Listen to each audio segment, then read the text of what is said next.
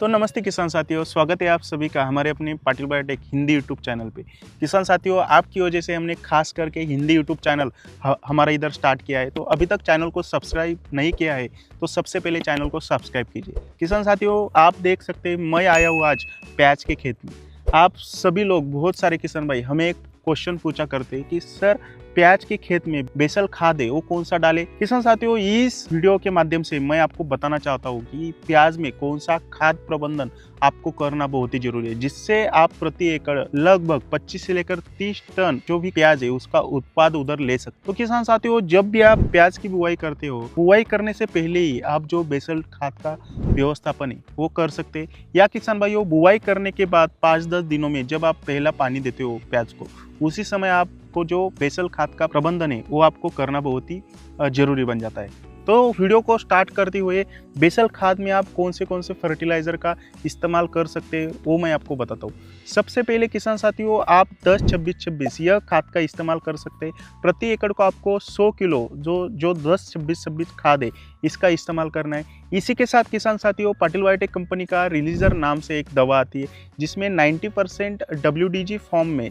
Sulphur आता है। तो किसान साथियों, आपको खाली 5 किलो रिलीजर प्लस यह नाम का जो खाद है सल्फर युक्त, इसका चुनाव करना है। इसी के साथ किसान भाइयों, पाटिल बायोटेक कंपनी की माइक्रोडील किट नाम से एक कॉम्बी किट आती है जिसमें 5 प्रकार के अलग अलग जो न्यूट्रिशन है वो पाए जाते हैं, जिसमें मैग्नीशियम है, मोलिब्डेनम है, बोरॉन है, जिंक है, फेरस है। इस तरह के जो महत्वपूर्ण न्यूट्रिएंट जो प्याज को जरूरी है प्याज की अच्छी तरह से ग्रोथ होने में, यो माइक्रोडील किट का आपको प्रति एकड़ के हिसाब से 23 किलो प्रति एकड़ के हिसाब से आपको इसका इस्तेमाल करना बहुत ही जरूरी है। उसके बाद किसान साथियों, आप जो भी खाद डाल रहे हो, आप जो भी रासायनिक खादों का इस्तेमाल कर रहे हो, उसका पूरी तरह से अपने प्याज को अपटेक होने में, या किसान भाइयों जो न्यूट्रिशन है जमीन में पड़े हुए जो न्यूट्रिशन है वो उसी तरह जमीन में पड़े रहते, तो उसको प्याज की फसल के लिए अपटेक करने के लिए कुछ बैक्टीरिया का भी आपको इस्तेमाल करना बहुत ही जरूरी है। किसान साथियों, प्रति एकड़ के हिसाब से आप NPK कंसोजी का 25 किलो प्रति एकड़ के हिसाब से ये जो आप खाद व्यवस्थापन कर रहे हो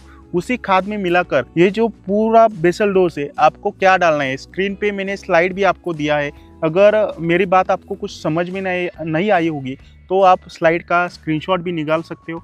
तो इस तरह से जो खाद व्यवस्थापन है, बेसल खाद व्यवस्थापन, पहला खाद व्यवस्थापन आपको करना जरूरी है।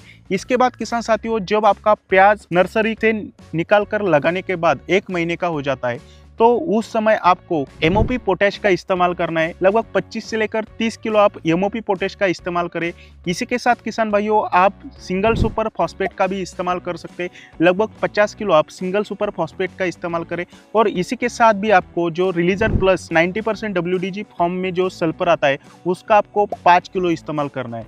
किसान भाइयों, जो मैंने बेसल खाद व्यवस्थापन बताया, अगर आपको आपके यहाँ 10-26-26 नहीं मिलता तो आप 14-35-14 का भी इस्तेमाल कर सकते हो 150 किलो प्रति एकड़ के हिसाब। या किसान भाइयों, आपके यहाँ 14-35-14 भी नहीं मिलता तो आप 24-24-0 का भी इस्तेमाल कर सकते हो 100 किलो प्रति एकड़ के हिसाब से।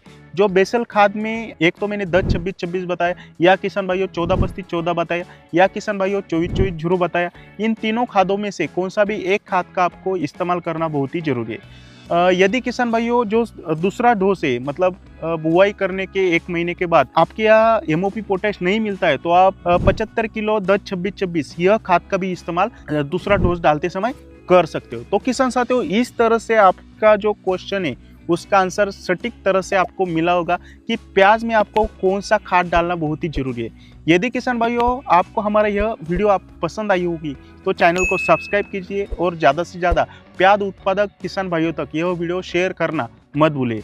धन्यवाद।